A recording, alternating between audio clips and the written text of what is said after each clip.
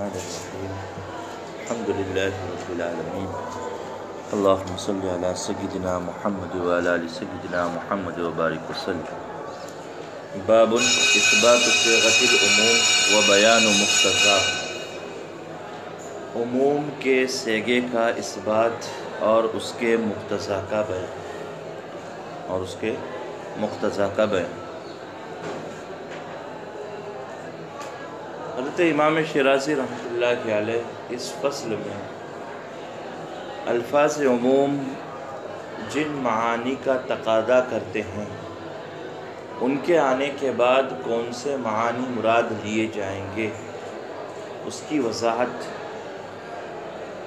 اس باب میں امام شیرازی رحمۃ اللہ علیہ کرنے والے ہیں۔ پیچھے 4 قسم کے الفاظ عموم گزرے ہیں، اس میں جمع معرب باللام جیسے الرجال المسلمون، اس میں جنس معرب باللام الرجل المسلم، اسماء مبہمہ من ما وغیرہ، اور نکرہ تحت النفی لا رجل فی الدار، لا تلمیذ فی الفصل، لا تلمیذ فی الفصل۔ کھڑے ہو جاؤ باہر ہو کر۔ اذا تجردت الفاظ العموم التي ذکرنا،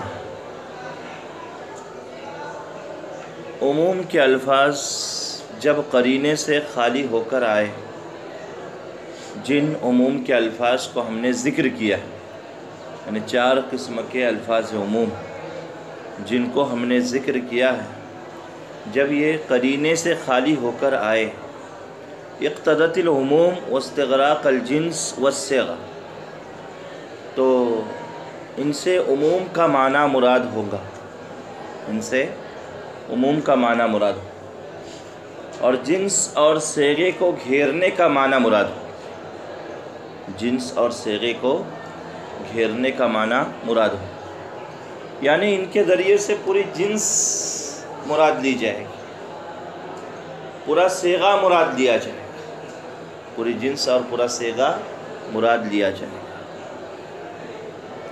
جیسے جاء التلامذہ، تو پورے تلامذہ جو اس درسگاہ کے ہوں گے، اس فصل کے ہوں گے یا اس مدرسے کے ہوں گے، ان تمام کو مراد لیا جائے گا۔ تو الفاظ عموم جب قرینے سے خالی ہو کر آئیں گے تو ان الفاظ عموم کے ذریعے سے عموم کا معنی مراد ہوگا، اور پوری جنس اور پورے صیغے کو گھیرنے کا معنی ان الفاظ عموم کے ذریعے سے مراد ہوگا۔ وقالت الاشعریہ، اشعریہ کا کہنا ہے لیس للعموم صیغۃ موضوعۃ، ان کا کہنا ہے کہ عموم کے لیے کوئی مستقل صیغہ وضع کیا ہوا اہل لغت کی طرف سے نہیں، جبکہ جمہور کیا کہتے ہیں، عموم کے لیے مستقل صیغہ ہے، اور وہ 4 قسم کے الفاظ جب قرینے سے خالی ہو کر آئے تو ان سے عموم کا معنی مراد ہوگا، پوری جنس اور پورے صیغے کو گھیرنے کا معنی ان سے مراد لیا جائے گا۔ ان کا تو اشعریہ کا کہنا ہے لیس للعموم صیغۃ موضوعۃ، عموم کے لیے کوئی مستقل صیغہ، یعنی عام معانی مراد لینے کے لیے کوئی مستقل صیغہ متعین نہیں ہے۔ وَهَذِهِ الْأَلْفَاظُ تَحْتَمِلُ الْعُمُومَ وَالْخُصُوص، اور یہ جو 4 قسم کے الفاظ گزرے ہیں، اس میں جمع معرب باللام، اس میں جنس معرب باللام، اسماء مبہمہ اور نکرہ تحت النفی، یہ عموم اور خصوص دونوں کا احتمال رکھتے ہیں۔ تحتمل العموم والخصوص، عموم اور خصوص دونوں کا احتمال رکھتے ہیں۔ فَإِذَا وَرَدَتْ، جب یہ 4 قسم کے الفاظ وارد ہو جائے، وجب التوقف فیہا، تو پھر توقف کرنا ضروری ہے، یعنی ان کا کہنا ہے کہ یہ 4 قسم کے الفاظ آتے بھی ہیں تو ان کے معنی میں کیا مراد لیا جائے گا، کیا مراد نہیں لیا جائے گا، اس میں توقف کرنا، انتظار کرنا، ویٹ کرنا، غور و فکر کرنا یہ ضروری ہے۔ حتیٰ یدل الدلیل علی ما یراد بہا من الخصوص والعموم، یہاں تک کہ دلیل قائم ہو جائے اس بات پر کہ ان الفاظ سے کیا مراد ہے، عام معنی مراد ہے یا خاص معنی مراد ہے، یہاں تک کہ دلیل قائم ہو جائے اس بات پر کہ ان الفاظ سے عام معنی مراد ہے یا خاص معنی مراد ہے۔ تو اشعریہ کا یہ کہنا ہے کہ عموم کے لیے کوئی صیغہ متعین مستقل نہیں۔ یہ جو 4 قسم کے الفاظ بیان ہوئے ہیں یہ عموم کا بھی احتمال رکھتے ہیں اور خصوص کا بھی احتمال رکھتے ہیں، دونوں کا احتمال رکھتے ہیں۔ یہ 4 قسم کے الفاظ میں سے کوئی لفظ عبارت میں آ بھی جائے، 4 قسم کے الفاظ میں سے کوئی لفظ عبارت میں آ بھی جائے تو ایسی صورت میں 4 قسم کے الفاظ میں سے کوئی لفظ عبارت میں آ بھی جائے تو ایسی صورت میں ان سے کون سا معنی مراد دیا جائے گا، عموم کا یا خصوص کا؟ عموم کا معنی مراد دیا جائے گا یا خصوص کا معنی مراد دیا جائے گا، اس کو دلیل اور قرینے کی روشنی میں طے کریں گے، دلیل اور قرینے کی روشنی میں طے کیا جائے، یعنی آگے پیچھے دیکھیں گے کوئی دلیل ہے کوئی قرینہ تو اس کے اعتبار سے اس کا معنی مراد دیا جائے گا۔ بات سمجھے؟ جیسے ان کے اعتبار سے اگر یہ کہا جائے جاءت تلامذہ من الفصل الرابع العربی، تو چونکہ پوری درسگاہ کے طلباء کا ایک ساتھ آنا ممکن ہے، پوری درسگاہ کے طلباء کا ایک ساتھ آنا ممکن ہے، اندر آ کے کھڑے رہو، پوری درسگاہ کے طلباء کا ایک ساتھ آنا ممکن ہے، اس وجہ سے پوری درسگاہ کے طلباء ایک ساتھ مراد لینے میں کوئی حرج نہیں ہے، کوئی حرج نہیں ہے، تو پورے طلباء مراد لیے جا سکتے۔ یا کہا گیا کہ جاءت تلامذہ من الفصل الرابع العربی کلہم یا جمیعہم، تو کلہم اور جمیعہم کا قرینہ ایسا ہے ان کے اعتبار سے، اشاعرہ کے اعتبار سے، کہ پورے طلباء مراد لیے جا سکتے، ممکن ہے۔ فسجد الملائکۃ کلہم اجمعون، فسجد الملائکۃ، الملائکہ اس میں جمع معرب باللام ہے، جمہور تو کہتے ہیں کہ کلہم اجمعون نہ بھی ہوتا تب بھی یہاں پر چونکہ اس میں جمع معرب باللام ہے تو پوری ملائکہ کے جنس مراد ہوتا، لیکن اشاعرہ کہتے ہیں نہیں، ہم پورے ملائکہ کی جنس جو یہاں پر مراد لیتے ہیں، وہ کیوں لیتے ہیں؟ قرینہ ہے، کلہم اجمعون کا قرینہ یہاں پر موجود ہے، تو اس قرینے کی وجہ سے، اس قرینے کی وجہ سے ہم پورا معنی یعنی جو الملائکہ ہے اس لفظ عام اس کو عموم پر محمول کرتے ہیں۔ بات سمجھے؟ اور اگر اشعریہ کے اعتبار سے لفظ عام تو ہے لیکن اس کے ساتھ قرینہ خصوص کا ہے، اس کے ساتھ قرینہ کس کا ہے؟ خصوص کا ہے، تو ایسی صورت میں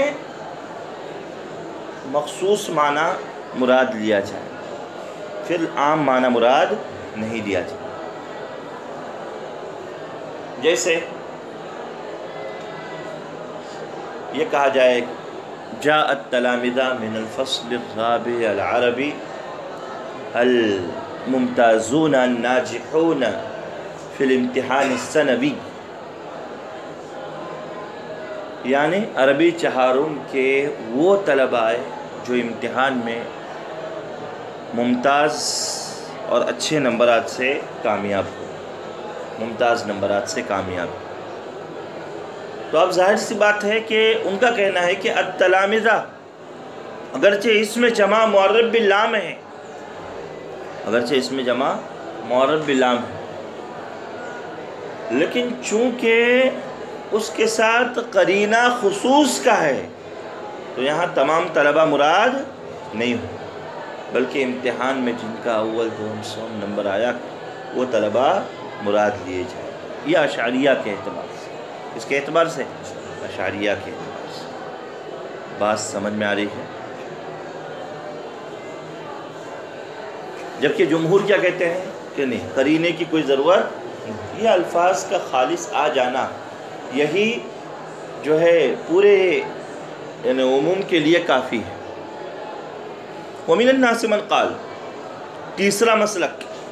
دو مسلک ہو گئے نا، ایک تو جمہور کا ہو گیا، دوسرا اشعریہ. تیسرا مسلک کیا کہہ رہا ہے؟ لا تحمل على الامور فی الاخبار وتحمل على العموم فی الامر والنہی. یہ جو چار قسم کے الفاظ عموم ہیں، یہ اگر جملہ انشائیہ میں آ جاتے ہیں تو انہیں عموم پر محمول کیا جائے گا. جملہ خبریہ میں آئے تو عموم پر محمول نہیں کیا جائے گا. امر اور نہیں میں اگر آتے ہیں تو عموم پر محمول کریں. امر اور نہیں میں آتے ہیں تو عموم پر محمول کریں گے،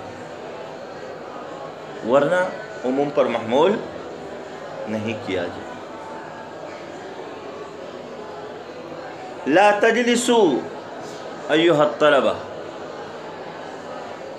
تو کہیں گے کہ عموم پر محمول کیا جا سکتا ہے، اس لیے کہ لا تجلسوا جملہ انشائیہ ہے، نہیں ہے. اجلسوا الطلبہ، الطلبہ تو لفظ عام ہے، بات سمجھے؟ تو کہیں گے عموم پر محمول کیا جا سکتا ہے، اس لیے کہ انشائیہ میں، کس میں؟ لیکن خبریہ میں آئے تو عموم پر محمول نہیں کیا جائے گا. جیسے جاءت طلبہ یا جاءت تلامذہ، تو یہ چونکہ جملہ خبریہ ہے تو جملہ خبریہ میں آنے کی وجہ سے عموم پر محمول نہیں کیا جائے، اور انشائیہ میں آنے کی وجہ سے اس کو عموم پر محمول کیا جا سکتا. تیسرے مسلک والوں کا یہ کہنا.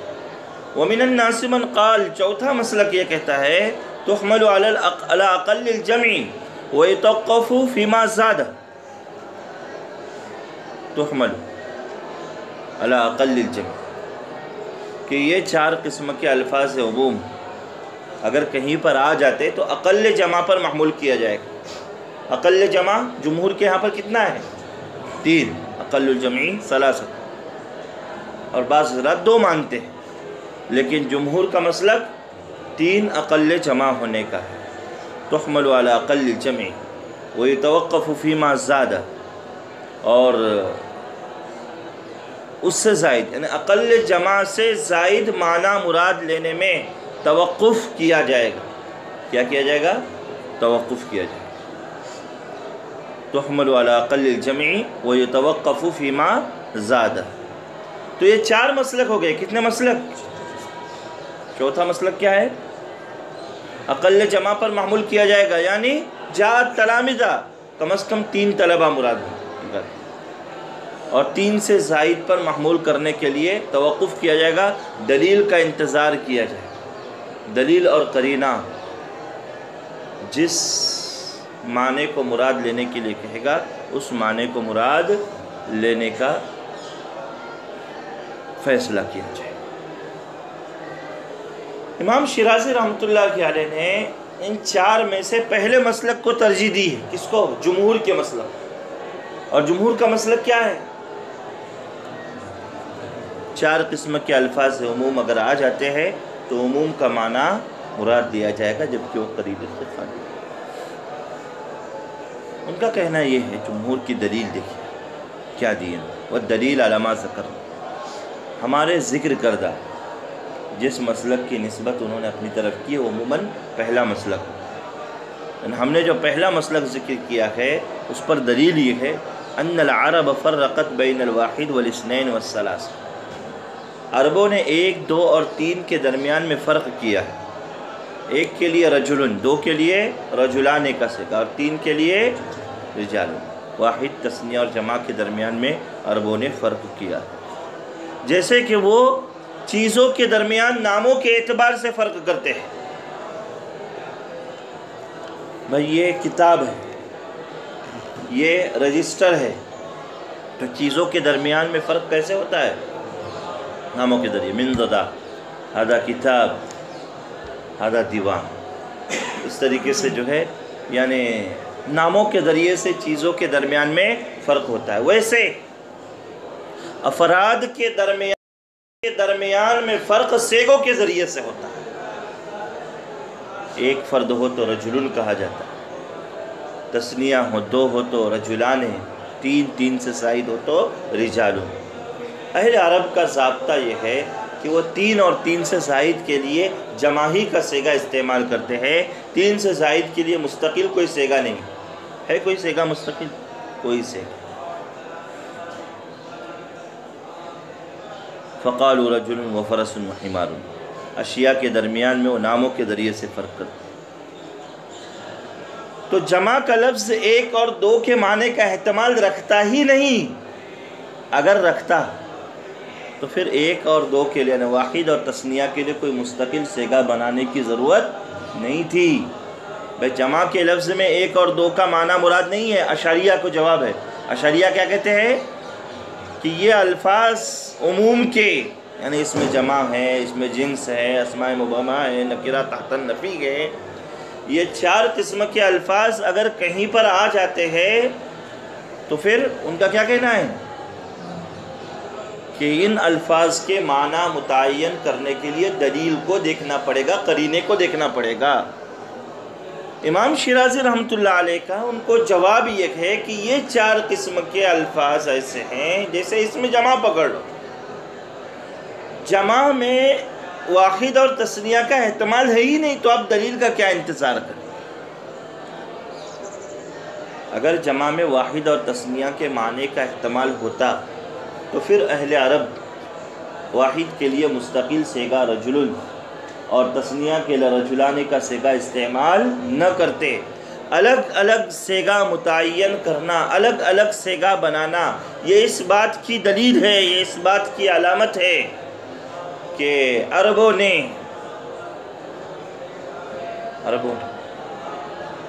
واحد تثنیہ اور جمع کے درمیان میں فرق قائم کیا ہے سیگوں کے ذریعے سے۔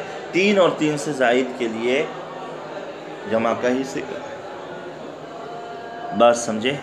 وَلَوْ كَانَ احتمال لفظ الجمع للواحد والاثنان كاحتماله لما زاد لم يكن لهذا التفریق معنی، تو پھر اس تفریق کا کوئی مطلب ہی نہ رہتا۔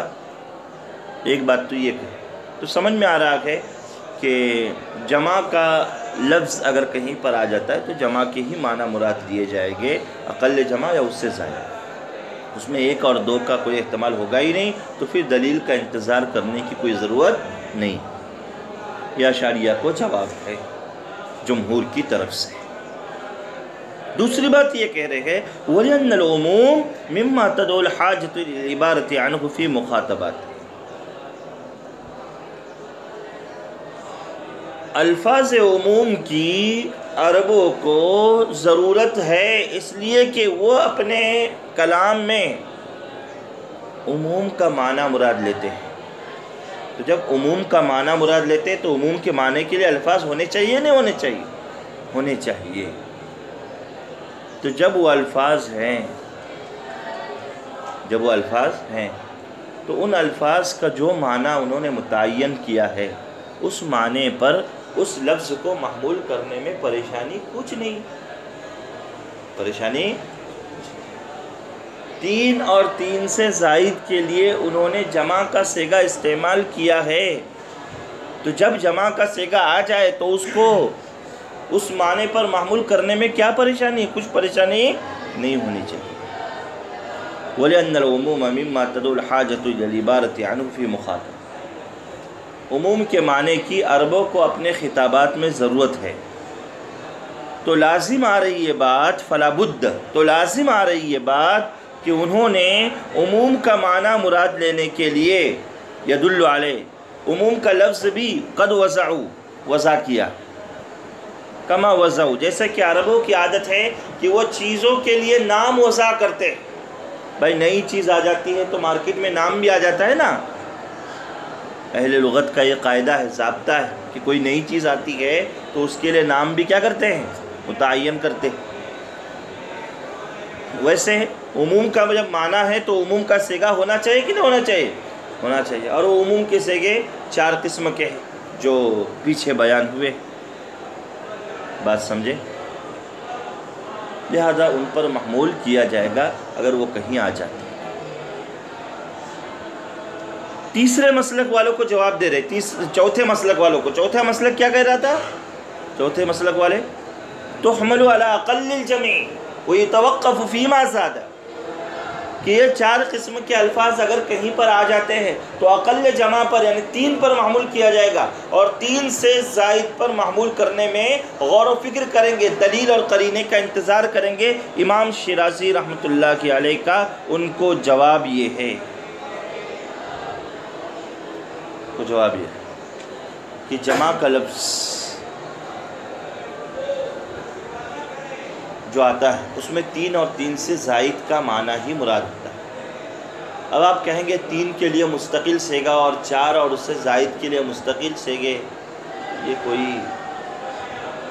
اہل لغت نے اس کے لیے کوئی مستقل لفظ وضع نہیں کیا ہے، لہذا فالدلیل علیہ، ان پر دلیل یہ ہے ان تناول اللفظ للثلاثہ ولما زاد علیہ، کہ لفظ عام 3 اور 3 سے زائد کا معنی کا احتمال رکھتا ہے، واحد، یہ بالکل برابر سرابر معنی ہے، اس میں کوئی حرج نہیں ہے۔ فإذا وجب الحمل على الثلاثة وجب الحمل على ما زاد، پر جب لفظ 3 کے معنی پر محمول ہو سکتا ہے تو 3 سے زائد کے معنی پر بھی محمول ہو سکتا ہے۔ لفظ جب 3 کے معنی پر محمول ہو سکتا ہے تو 3 سے زائد کے معنی پر بھی محمول ہو سکتا ہے، اس میں کوئی دو رائے نہیں ہے، کوئی پریشانی نہیں، لہذا کوئی دلیل کا انتظار کرنے کی اور قرینے کا انتظار کرنے کی ضرورت نہیں ہے۔ پوری فصل کا خلاصہ یہ ہے کہ جمہور کا کہنا یہ ہے کہ 4 قسم کے الفاظ عموم جو پیچھے آئے ہیں یا اگر کسی عبارت میں آ جاتے ہیں تو ان سے عموم کا معنی مراد لیا جائے گا۔ ہاں اگر خصوص کی طرف پھیرنے والی کوئی دلیل ہو تو پھر ان میں خصوص کا معنی ہوگا، ورنہ اگر یہ قرینے سے خالی ہو، تجرد قرینے سے اگر خالی ہو تو پھر ان کو عموم کے معنی میں اور پوری جنس کو گھیرنے کا معنی ان سے مراد ہوگا، پوری جنس کو گھیرنے کا معنی ان سے کیا ہوگا؟ مراد ہوگا۔ اب آگے دیکھیں، وَلَا فَرْقَ فِي أَلْفَاظِ الْعُمُومِ بَيْنَمَا قُصِدَ بِهَا الْمَدْحُ وَبِالذَّمِّ أَوْ قُصِدَ بِهِ الْحُكْمُ فِي الْحَمْلِ عَلَى الْعُمُومِ، کہتے ہیں کہ الفاظ عموم کے ذریعے سے تعریف کرنا مقصد ہو یا مذمت کرنا مقصد، الفاظ عموم کے ذریعے سے عموم پر محمول کرنے کا حکم لگانا مقصود، او قصد بالحکم فی الحمل علی العموم، الفاظ عموم کے ذریعے سے یا تو حکم لگانا مقصود، انہیں الفاظ عموم پر ہی محمول کریں گے۔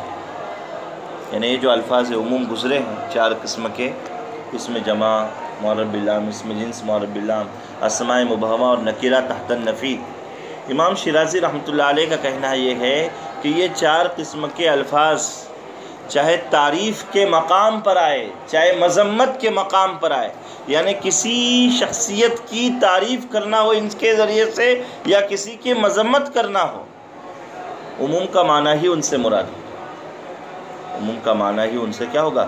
مراد ہوگا۔ یا چاہے ان کے ذریعے سے حکم لگانا مقصود ہو تب بھی عموم کا معنی ہی مراد لیا جائے گا، عموم کا معنی ہی ان سے مراد لیا جائے گا۔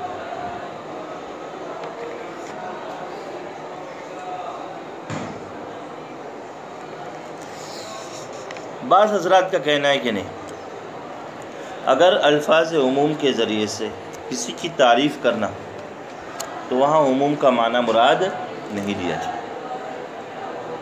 وہاں عموم کا معنی مراد نہیں لیا جائے، جیسے والذین هم لفروجہم حافظون، اللہ تبارک و تعالیٰ نے مخلص مومنوں کی تعریف کی، قد افلح المؤمنون الذین هم فی صلاتہم خاشعون، آگے ہے والذین هم لفروجہم حافظون۔ تو الذین اس میں مبہم ہے، کیا ہے؟ اس میں مبہم، کہ جب تک اس کو جملے کے آگے پیچھے ملاتے نہیں ہیں اس کا معنی صحیح سمجھ میں آتا نہیں، المؤمنون کے ساتھ اس کا تعلق ہے، مقام مدح میں تعریف کی جا رہی کہ کامیاب ہے وہ مومنین لوگ جو اپنے شرمگاہوں کی حفاظت کرنے والے، حفاظت کرتے ہیں۔ تو یہ مقام مدح میں ہیں۔ بعض حضرات کا کہنا یہ ہے کہ مقام مدح میں یعنی تعریف کی جگہ پر اگر لفظ عام آ جاتا ہے تو اسے عموم پر محمول نہیں کریں گے۔ جمہور اس کے قائل نہیں، جمہور کہتے ہیں عموم پر محمول کیا جائے گا۔ تمام مومنین کی صفات بیان ہو رہی ہے کہ جو بھی ایمان لانے والے اگر اپنے شرمگاہوں کی حفاظت کرتے ہیں تو وہ دنیا آخرت میں کامیاب ہے، اللہ تبارک و تعالی۔ بات سمجھے؟ اسی طریقے سے مقام ذم میں بھی اگر آ جائے لفظ عام، جیسے الذین لفظ عام ہے اس لیے کہ وہ اسم مبہم ہے۔ کیا ہے؟ تیسری صورت ہے نا لفظ عام کی، اسماء مبہمہ، من، ما، الذین، اللاتی وغیرہ یہ سب۔ تو مقام ذم میں بھی اگر وہ آتے ہیں، مقام ذم میں بھی اگر آتے ہیں، جیسے 10ویں پارے میں سورہ توبہ میں اللہ تبارک و تعالی نے زکوٰۃ ادا نہ کرنے والوں کی برائی بیان کی۔ والذین یکنزون الذھب والفضہ ولا ينفقونها فی سبیل اللہ فبشرهم بعذاب علیم، کہ جو لوگ سونا چاندی جمع کرتے ہیں اور زکوٰۃ ادا نہیں کرتے ہیں تو ان کو دردناک عذاب کی خوشخبری سنائے۔ تو مقام ذم میں ہے نا، مذمت کی جا رہی، تعریف کی جا رہی ہے، نہیں، زکوٰۃ نہ ادا کرنے والوں کی برائی بیان کی جا رہی ہے۔ لم يحمل علی العموم۔ تو بعض حضرات کہتے ہیں کہ ایسے الفاظ عموم اگر مقام مدح میں آئے یا مقام ذم میں آئے تو ان کو عموم پر محمول نہیں کیا جائے گا، لیکن جمہور کا کیا مسلک ہے؟ عموم پر محمول کیا جائے گا۔ وَهَذَا خَطَأٌ، جو لوگ کہتے ہیں نہیں کیا جائے گا عموم پر محمول، ان سے عام معنی مراد نہیں ہوں گے، ان کی بات غلط ہے۔ کیا ہے؟ ان کی بات غلط ہے۔ کیوں غلط ہے؟ امام شیرازی رحمۃ اللہ علیہ کا کہنا یہ ہے کہ الفاظ عموم اگر مقام مدح میں آتے ہیں یا مقام ذم میں آتے ہیں تو انہیں تو بدرجہ اولا عموم پر محمول کرنا چاہیے، کیونکہ لفظ عام کو مقام مدح میں تعریف کی جگہ پر لا کر مقصد ہوتا ہے دوسروں کو بھی اس چیز پر ابھارنا۔ کیا کرنا؟ دوسروں کو اس اچھائی کے اختیار کرنے پر کیا کرنا؟ ابھارنا۔ اللہ تعالیٰ نے مخلص مومنین کی تعریف میں جو الفاظ عموم استعمال کیے ہیں ان کا مقصد یہ ہے کہ اللہ تعالیٰ چاہتے ہیں کہ قیامت تک آنے والے ایمان والے ان صفات کو اختیار کریں، ان صفات کو اپنائیں، ان صفات کو کیا کریں؟ اپنائیں، ان صفات کو اختیار کریں، یہ مقصد ہے۔ مخصوص افراد تک اسے محدود رکھنا مقصود نہیں ہے، مخصوص افراد تک اسے محدود رکھنا مقصود نہیں ہے، دوسرے لوگ بھی اسے اختیار کرنا چاہیے۔ اسی طریقے سے اگر مقام مذمت میں برائی کی جگہ پر الفاظ عموم آتے ہیں تو مقصد یہ ہوتا ہے کہ اس برائی سے دوسرے لوگ بھی بچ جائے، دوسرے لوگ بھی کیا ہو جائے؟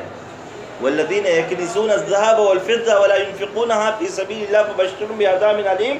مقصد یہ ہے کہ دوسرے مالدار لوگ ایسی بیماری سے بچیں، ایسی برائی سے بچیں جو انہیں دردناک عذاب لاحق کرنے کا سبب بن جائے۔ بات سمجھے؟ ایسی چیز سے دوسرے افراد کو احتیاط کرنا چاہیے۔ بات سمجھے؟ تو وہاں تو الفاظ عموم کو عموم پر مراد لیں گے تب جا کر یہ مقصد حل ہوگا نا، کہ دوسرے لوگوں کو ابھارنا یا دوسرے لوگوں کو اس برائی سے روکنا، اچھائی پر ابھارنا۔ یہ معنی کب حاصل ہوگے؟ جب کہ آپ الفاظ عموم کے معنی کو عام کریں گے، اگر آپ اس کے معنی کو خاص کریں گے تو یہ مقصد حاصل نہیں ہوگا۔ بات سمجھ میں آ رہی ہے؟ اس لیے جمہور کا کہنا یہ کہ الفاظ عموم چاہے مقام مدح میں آئے، مقام تعریف میں آئے یا مقام برائی میں آئے، ان سے عموم کا معنی مراد لیا جائے۔ لأن ذکر المدح والذم یؤکد فی الحث علیہ والزجر عنہ، اس لیے کہ الفاظ عموم کو کے مقام میں یا برائی کے مقام میں ذکر کرنا یہ اس تعریف پر ابھارنے کے لیے اور اس برائی سے روکنے کے لیے ہوتا ہے۔ فلا يجوز ان يكون مانعا من العموم، تو عموم سے روکنے کے لیے یہاں پر کوئی معنی نہیں ہے۔ بات سمجھ میں آ رہی ہے؟ دو چیزیں۔ تیسری چیز دیکھیے، تیسری فصل، جمہور کا کہنا یہ ہے کہ الفاظ عموم اگر کہیں پر آ جاتے ہیں، الفاظ عموم اگر کہیں پر آ جاتے ہیں، ایک سوال قائم کیا امام شیرازی مسلک نے جمہور۔ پہلے ایک سوال سنیں، سوال یہ ہے کہ الفاظ عموم اگر کہیں پر آ جاتے ہیں تو کیا ان الفاظ عموم کو ڈائریکٹلی عموم کے معنی پر محمول کیا جائے گا یا تحقیق کرنا پڑے گی کہ اس میں تخصیص ہوئی ہے نہیں ہوئی ہے تو کتنے افراد کی ہوئی ہے؟ سوال سمجھ میں آیا؟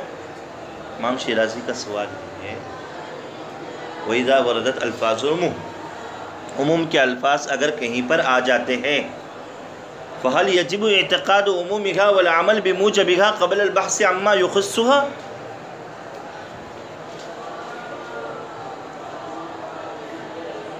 کہ ان الفاظ عموم کو عموم کے لیے سمجھنا اور الفاظ عموم جس معنی کا تقاضا کر رہا ہے اس پر عمل کرنا، اس کی عمومیت اور تخصیص کی تحقیق کرنے سے پہلے ہی ضروری ہے؟ ایک سوال ہے۔ اختلف اصحابنا فی، ہمارے اصحاب شوافع کا اس میں اختلاف ہے۔ امام ابو بکر سیرفی رحمۃ اللہ علیہ فرماتے ہیں یجب العمل بموجبها واعتقاد عمومها ما لم يعلم ما يخص۔ ابو بکر سیرفی رحمۃ اللہ علیہ جو بہت بڑے اصولی ہیں شوافع کے، ان کا کہنا یہ ہے کہ یہ الفاظ عموم اگر کہیں پر آ جاتے ہیں تو براہ راست ان کو عموم کے معنی پر محمول کیا جائے گا۔ ان کی تخصیص ہوئی کہ نہیں ہوئی ہے اور کتنے افراد کی تخصیص ہوئی ہے اس معنی کی تحقیق کرنا ضروری نہیں ہے۔ یہ ابو بکر سیرفی رحمۃ اللہ علیہ کا مسئلہ ہے۔ یجب العمل بموجبها واعتقاد عمومها، الفاظ عموم کے لیے سمجھنا اور ان کے مقتضا پر عمل کرنا ضروری ہے، چاہے پتہ نہ چلے کہ تخصیص ہوئی کہ نہیں ہوئی، بس عمل کریں گے۔ لیکن دوسرا مسلک ہے وذهب عامۃ اصحابنا ابو العباس ابن سریج، ابو سعید استخری اور ابو اسحاق المروزی، ان حضرات کا کہنا یہ ہے لا یجب اعتقاد عمومها حتی یبحث عن الدلیل، الفاظ عموم کو عموم کے لیے سمجھنا ضروری نہیں ہے جب تک کہ دلیل کی تحقیق نہ ہو جائے۔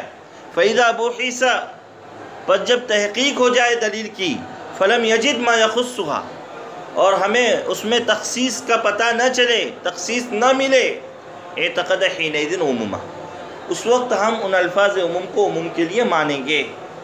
تخصیص اگر اس کا پتہ نہیں چل رہا ہے تو ان الفاظ عموم کو عموم کے لیے مانیں گے، ورنہ تخصیص کا پتہ چل جائے تو عموم کے لیے مانا نہیں جائے گا۔ وہ صحیح، امام شیرازی رحمۃ اللہ علیہ کا کہنا ہے یہی صحیح مسلک ہے۔ یہ جو دوسرا مسلک ہے ابو العباس ابن سریج، ابو سعید استخری اور امام ابو اسحاق مروزی رحمہ اللہ کا، یہی صحیح مسلک ہے۔ امام شیرازی رحمۃ اللہ علیہ اس کی تائید کریں کہ پہلے تحقیق کریں گے کہ تخصیص ہوئی کہ نہیں ہوئی۔ تخصیص ہوئی ہے تو اس کو لفظ خاص معنی پر محمول کیا جائے گا، ورنہ عمومی معنی پر محمول کیا جائے گا۔ امام شیرازی کا کہنا ہے وہ دلیل علیہ، اس پر دلیل یہ ان المقتضی للعموم وهو الصيغة المتجرد، کہ عموم کا تقاضا کرنے والا عام صیغہ ہے جو قرینے سے خالی ہوتا ہے۔ وَلَا يَعْلَمُ التَّجَرُّدِ إِلَّا بَعْدَ النَّظْرِ وَالْبَحْثِ، اور لفظ عام قرینے سے خالی ہے وہ پتہ کب چلے گا؟ بعد البحث والنظر، نظر و بحث کے بعد، تحقیق اور جستجو کے بعد ہی پتہ چلے گا کہ اس میں کوئی قرینہ نہیں ہے، کوئی دلیل نہیں ہے جو خصوص کے معنی کی طرف پھیرے. یہ قرینے سے خالی ہے، یہ دلیل سے خالی ہے، اس میں عموم کا معنی مراد لیا جائے گا. فلا يجوز اعتقاد العموم قبلہ، لہذا اس سے پہلے یعنی تحقیق سے پہلے اسے عموم کے لیے سمجھنا جائز نہیں. تحقیق سے پہلے اسے عموم کے لیے سمجھنا جائز نہیں ہے. بات سمجھ میں آ رہی ہے؟ تو بہرحال الفاظ عموم اگر کہیں پر آ جاتے ہیں تو صحیح مسلک یہ ہے کہ وہ الفاظ عموم قرینے سے خالی ہوں گے تو انہیں عموم پر سیدھا معمول کیا جائے. لیکن وہ قرینے سے خالی ہے یا قرینہ کوئی ہے، کوئی دلیل ہے یا نہیں ہے، یہ کب سمجھ میں آئے گا؟ کب سمجھ میں آئے گا؟ جب کہ اس کی تحقیق کریں گے. کیا کریں گے؟ تحقیق کریں گے. بغیر تحقیق کے اس کا قرینے سے یا دلیل سے خالی ہونا سمجھ میں نہیں آئے گا. اس لیے صحیح مسلک امام شیرازی رحمۃ اللہ علیہ نے یہ ذکر کیا ہے کہ سب سے پہلے تو ان کی جانچ ہوگی، پرکھ ہوگی. جانچ پرکھ کے بعد اگر معلوم ہوتا ہے کہ وہ الفاظ عموم قرینے سے خالی ہے تو سیدھا ان کو عام معنی پر محمول کیا جائے گا. ورنہ ان سے جو خصوص کا معنی مراد ہے وہ خصوص کا معنی ان سے مراد لیا جائے گا. فسجد الملائکۃ کلھم اجمعون. قرینہ ایسا ہے کہ اسے لفظ عام پر ہی محمول کرنا پڑے گا، کلھم اجمعون. اور قرینے سے خالی ہے تو لفظ عام پر محمول کیا جائے گا. ورنہ پھر تخصیص الا وغیرہ کے الفاظ ہو تو خصوص کا معنی مراد لیا جا سکتا ہے.